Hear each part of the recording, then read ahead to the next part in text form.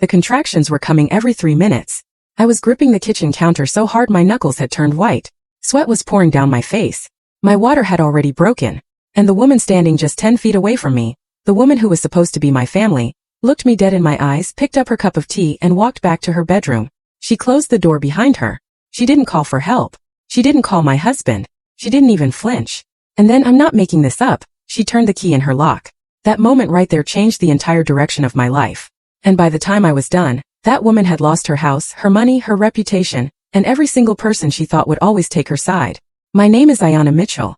I was 28 years old, 8 months pregnant, and I thought I was living inside a family. Turns out I was living inside a trap. And this is my story. If you enjoy stories like this, please hit the subscribe button, turn on your notification bell so you don't miss any of our stories, and don't forget to like and comment below.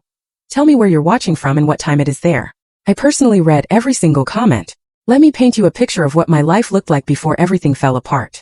Every morning I woke up at 5:30. I cooked breakfast for the whole house, eggs, toast, sometimes oatmeal if the weather was cold. I packed my husband Deshaun's lunch before he left for his shift at the warehouse. I cleaned the kitchen, swept the floors, and made sure the living room looked like a magazine cover before Loretta Mitchell, my mother-in-law, even opened her bedroom door. Then I drove myself to work. Full-time. While pregnant. I did this every single day for 2 years. I want you to understand something.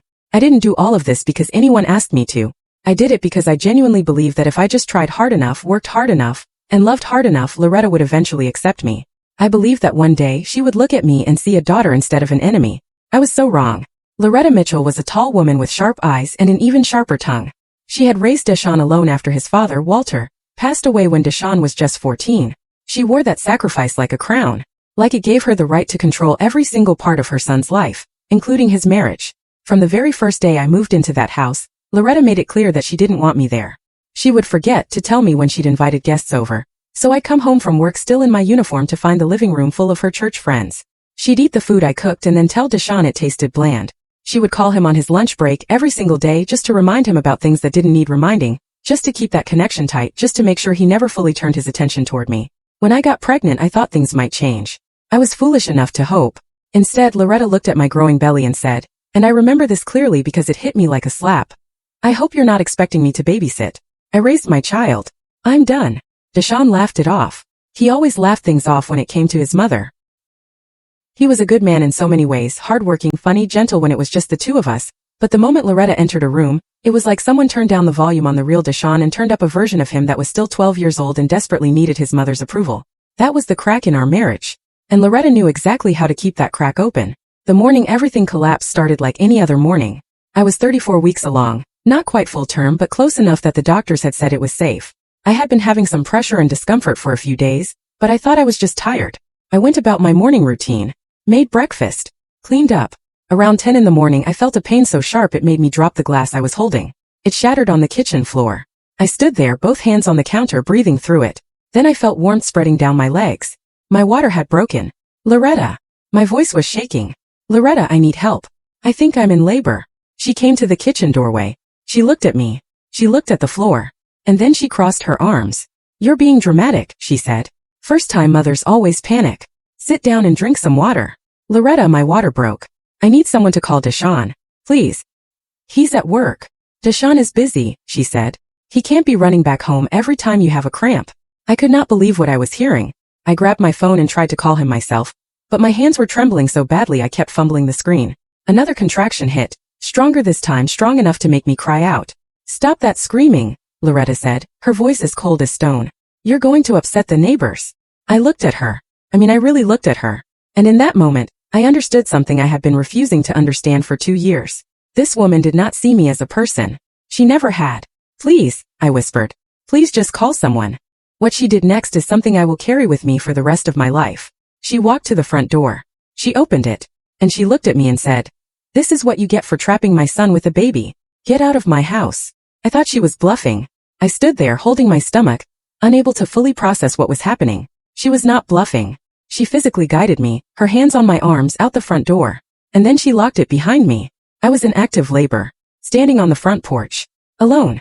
I don't know how long I was out there. Time stopped making sense. All I knew was the pain, wave after wave of it, and the hot afternoon sun on my face, and the sound of birds somewhere nearby, completely unaware that my entire world was falling apart. I made it down the porch steps. I don't know how. My legs felt like they belonged to someone else. I got as far as the front lawn before my knees gave out. I was lying on the grass when I heard a screen door open across the street. Oh my God. Oh sweetheart. It was Mrs. Chun.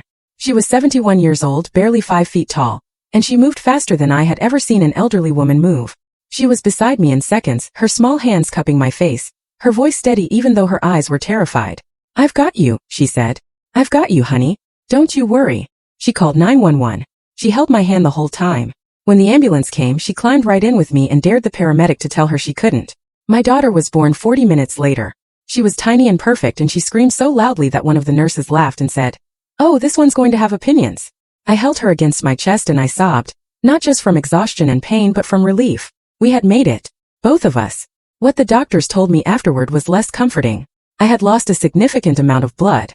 My blood pressure had spiked dangerously high. For a short window of time, the situation had been serious enough that the medical team was focused entirely on keeping me alive. Mrs. Chun stayed until she knew I was going to be okay. She squeezed my hand before she left and said, "You're stronger than you know, dear." I didn't feel strong. I felt broken. And then Deshaun walked in. I expected him to rush to my side. I expected him to hold me, to hold our daughter, to ask what happened, to be horrified. Instead, Deshaun Mitchell walked into that hospital room with a look on his face that I had never seen directed at me before. He looked angry. "What happened?" he said, and not gently. "Why did you leave the house? My mother is beside herself. She said you just ran out during labor. Didn't tell anyone where you were going." I stared at him. "Deshaun," I said slowly, "your mother locked me out of the house. She said you left on your own. That you were being emotional and you stormed out. I was in active labor." She said. "I almost died, Deshaun." My voice broke on that sentence. "I almost died on your mother's lawn," and she watched me from inside the house. He looked at me for a long moment, and then in a voice that was almost gentle, almost kind, he said, "I think you might be confused. You were in a lot of pain. You probably don't remember things clearly." He was choosing her. Standing in a hospital room where I had nearly bled to death, holding our hours-old daughter, he was choosing his mother's version of events over mine. I lay back against the pillow and didn't say another word. That night, a nurse told me that a woman had called the hospital to ask about my condition, not to check if I was okay, to ask whether I was causing problems, and whether they could make sure I understood I needed to come home and behave. Loretta had called. The nurse had refused to give her any information. But before she hung up, the nurse heard Loretta say something that the nurse, bless her heart, wrote down and handed to me on a piece of paper. Loretta had said, "That child is a curse. She should have never been born." She was talking about my daughter. My 4-hour-old daughter. Something inside me went very, very quiet. I had 3 days in the hospital, and I used every moment of them. I have always been an organized person. I keep records. I hold on to paperwork. It's just how I'm wired. While I was still in the house, I had noticed things, little things that didn't quite add up. Financial letters that Loretta would snatch off the counter before anyone else could see them. Phone calls she would take in her room with the door closed. A locked filing cabinet in her closet that she had once told me contained Walter's personal papers. I had never thought much about it. I had been too busy trying to survive in that house. But lying in that hospital bed, something shifted. My survival instincts kicked in, and I started thinking clearly for the first time in 2 years. I called my sister Zoe. Zoe and I had grown apart over the years, partly because Deshaun hadn't exactly welcomed her into our lives, and I now understand why. Loretta didn't want me having anyone in my corner. But the moment I told Zoe what had happened, she drove 4 hours to that hospital without even stopping to pack a bag. "Tell me everything," she said, pulling her chair close. So I did. When I told her about the house, Zoe got a very specific look on her face. She's a paralegal, and that look means her brain is working at full speed. "You said the house was Walter's, Deshaun's father?" she said. "That's what I always understood. And there's no will?" "Not that I've ever seen." "Ayanna," Zoe said carefully, "if Walter died without a will, and the house was in his name alone, then under the laws in this state, Deshaun inherits as the surviving child." She paused. "And since you're Deshaun's legal wife, I have a claim," I finished. Zoe nodded slowly. "You may have a significant claim." For the first time in days, I felt something other than pain. I felt the very first spark of something dangerous. I felt power. I went back to the house once, just to get my things, my documents, and something else I needed. Loretta didn't know I was there. She was at her church group. Deshaun was at work. I moved through the house quietly. I gathered my important papers, my daughter's birth certificate, everything I had brought into that marriage. And then I stood in the hallway outside Loretta's room for a long moment. I thought about what the nurse had written on that piece of paper. She should have never been born. I thought about standing on that lawn. And then I walked into Loretta's room and I found the filing cabinet. It wasn't even that hard to open. The key was on her keyring, which she'd left on the kitchen counter. I know. Careless. What was inside that cabinet made me sit down on the floor right there and then. Loan documents. Page after page of them. All in Deshawn's name. All with signatures that, even I could see, didn't match my husband's handwriting. Letters from the bank. Letters from collections agencies. A folder with account statements showing transfers. Transfers from Deshawn's account into an account I had never seen before. I photographed everything with my phone. Every single page. The total debt was $89,000. Deshawn had no idea he was drowning. I already had recordings on my phone. I had started quietly recording Loretta's outbursts after the hospital note incident. I had her on audio saying things about my daughter, about me, about what she was going to do to make sure I never felt comfortable in that house. I had 14 recordings. 14. I packed my baby into her car seat, walked out the front door and didn't look back. Zoe met me at her apartment. I spread everything out on her dining room table, every photograph, every recording, every document, and watched her face as she went through it all. By the end, she wasn't just a paralegal sitting across from her sister. She was a woman who was absolutely ready for war. Okay, she said. She clasped her hands together on the table. Here's where you stand. The house claim is real and it's solid. The financial fraud is serious. We're talking forgery, potentially identity theft, and unlawful transfer of funds. The recordings support a pattern of emotional abuse. She looked at me. Ayanna, you can take everything from her. Legally. Are you ready for that? I thought about my daughter sleeping in the portable crib Zoe had set up in the corner. I thought about the fact that this child had come into the world without a single person on her father's side being glad she existed. Yes, I said. I'm ready. I gave Deshawn one chance. I sat across from him at a neutral location, a coffee shop, and I laid the financial documents on the table in front of him. I showed him the loan papers with the forged signatures. I showed him the account statements. I explained as calmly as I could what I believed had been happening to his money for years. He stared at the papers for a long time. Then he said, "Where did you get these?" "That's not the important question right now," I said. "Did you go through my mother's things?" And there it was. Even faced with evidence that his mother had stolen nearly $90,000 from him. Money that explained why they were always financially stretched, always just making it. His first instinct was still to protect her. "Deshawn, I'm not discussing this." He stood up. "My mother raised me alone. She sacrificed everything for me. I don't know what you're trying to do, but I won't let you use some papers to turn me against her." His voice dropped to something that frightened me. "If you don't like living in our home, then leave. But my daughter is not going anywhere." I looked at this man I had loved. This man I had cooked for and cleaned for and stood by and nearly died bringing his child into the world. And I understood that I could not save him from himself. He had to wake up on his own. So I left. I packed a bag for myself and a bag for my daughter and I walked out at 2 in the morning, while the house was quiet. I filed for legal separation the following morning. And on the same day, on the advice of Zoe and the attorney we had hired, I filed a legal claim for my share of the property. The look on Loretta's face when she received those papers must have been something. Deshawn called me within the hour. "You can't be serious," he said. "I'm completely serious. That house has been in our family for." "Legally," I said quietly, "it belongs to Walter's estate. And as Deshawn's wife, I have a legitimate claim to a portion of that estate. My attorney has confirmed this." There was a long silence. "She's going to lose the house," he said, and his voice cracked on it. "That depends on how this all plays out," I said. "There are other matters being reviewed as well."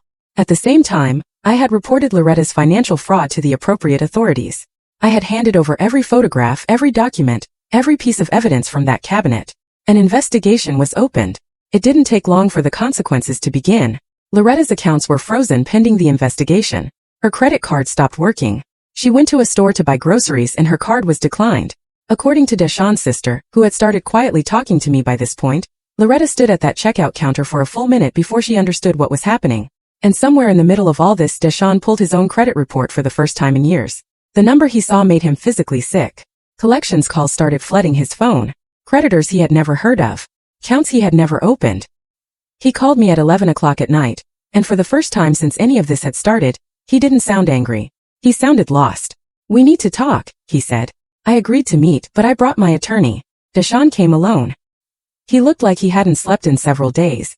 There were shadows under his eyes and something defeated in the way he sat down across from me. I felt sad for him. I want to be honest about that. Even after everything, I felt sad for the man he could have been if someone had loved him differently when he was young. But sad doesn't mean soft. My attorney slid a document across the table. "My client's terms," she said simply. Deshawn read through them. Full custody of their daughter, with supervised visitation for him until he had completed a course of family therapy, reasonable child support, and Ayanna's full legal share of the house, 50% of the property value, to be resolved through a forced sale if no other agreement could be reached. And if I agree to these terms? Deshawn asked. My attorney smiled pleasantly. Then my client will limit her cooperation with the ongoing fraud investigation to what has already been submitted. Deshawn looked at me. And if you don't? I looked back at him steadily. I didn't enjoy saying the next part, but I said it. Then we pursue the full criminal case. Every charge available: fraud, forgery, identity theft. Your mother is looking at serious prison time if we push for maximum charges. I don't want that. But I also didn't want to be locked out of my house while I was in labor. We don't always get what we want. He looked down at the table for a long time.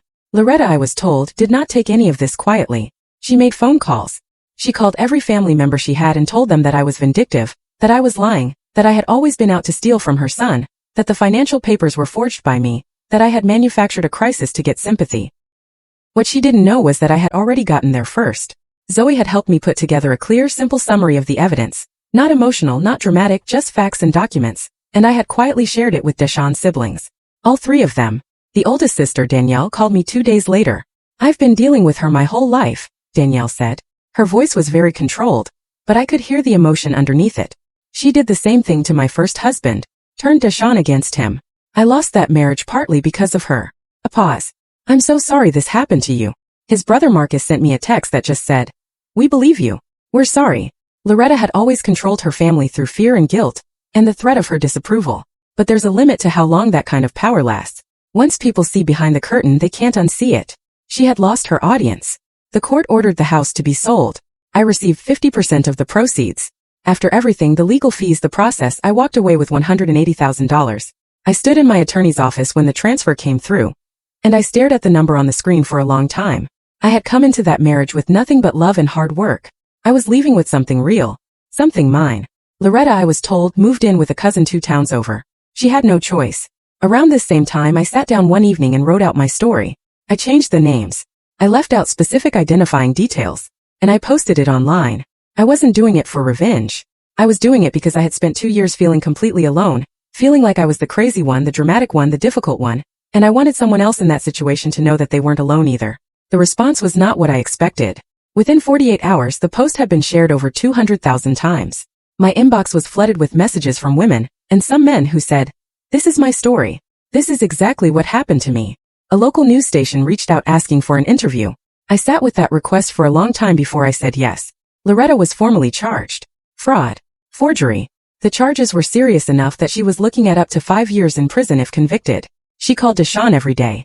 He told me this himself because by this point our communication had shifted into something calmer. Not reconciliation, not forgiveness, but a kind of exhausted honesty that comes when all the pretending is finally gone. "She wants you to drop the charges," he said. "I know. She's scared, Ayanna." I was quiet for a moment. Then I said, "Deshawn, I was lying on your mother's front lawn in active labor, and she was inside making tea. She was scared of losing control. She showed me no mercy when I was in the worst moment of my life." I paused. Why should I show her any? He didn't have an answer for that. And honestly, I wasn't asking to be cruel. I was asking because it was the truest question I had. Mercy is earned. Mercy is built on remorse, on accountability, on at least a basic acknowledgement that what you did was wrong. Loretta had shown none of that. She hadn't shown it when she locked the door. She hadn't shown it when she called my infant daughter a curse. She hadn't shown it when she told everyone who would listen that I was the villain in this story. So no, I did not drop the charges. Loretta's attorney eventually negotiated a plea deal. She pleaded guilty to reduce charges. She avoided prison. I won't pretend I didn't feel some relief about that, because no matter what she had done, the thought of a 70-year-old woman in prison was not something I wanted on my conscience. But she received probation, mandatory community service, and a restitution order. She was required to pay me $3,000 a month for 10 years. I heard she cried when the judge read it out. I was not in the courtroom. I didn't need to be. I was at home with my daughter, who had just learned to pull herself up to standing by holding onto the coffee table, and who looked so proud of herself every time she did it that I could have cried from sheer joy.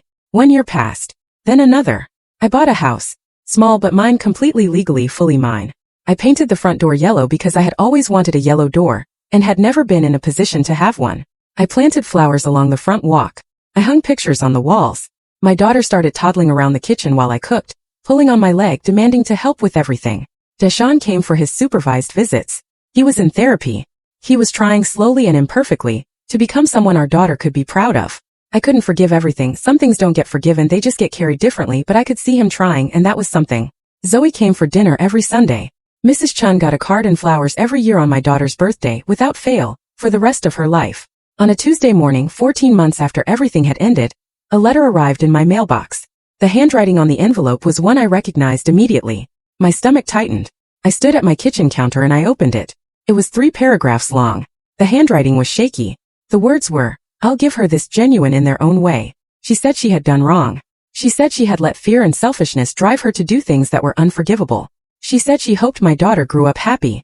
I read it twice. Then I held it over the kitchen sink and I lit the corner of it with a match and I watched it burn. Not because I was still angry. I wasn't, not really. Anger takes energy and I had too many good things to spend my energy on. I burned it because some things don't deserve to be kept. Some words come too late to mean anything. And I was done letting Loretta Mitchell occupy space in my home. Even paper space, even memory space. My daughter wandered into the kitchen at that exact moment, trailing her favorite stuffed rabbit, her hair in 2 little puffs, her eyes still soft from her nap. "Mama," she said. "Cookie." I laughed, a real full laugh. And I lifted her up onto the counter beside me and I said, "Yes, baby. Let's make cookies." We put on music. We made a mess with the flour. She had chocolate on her nose and I had it in my hair. And the kitchen was warm. And the yellow door was glowing in the afternoon light outside the window. And I thought about Loretta, standing in that kitchen with her arms crossed, watching me with those cold eyes, deciding that I was nothing. I thought about the lawn, the ambulance, the hospital room, the filing cabinet, the court papers, the $180,000, the yellow door. And then I stopped thinking about her altogether. She had tried to destroy me at my weakest moment. Instead, she had created the strongest version of myself.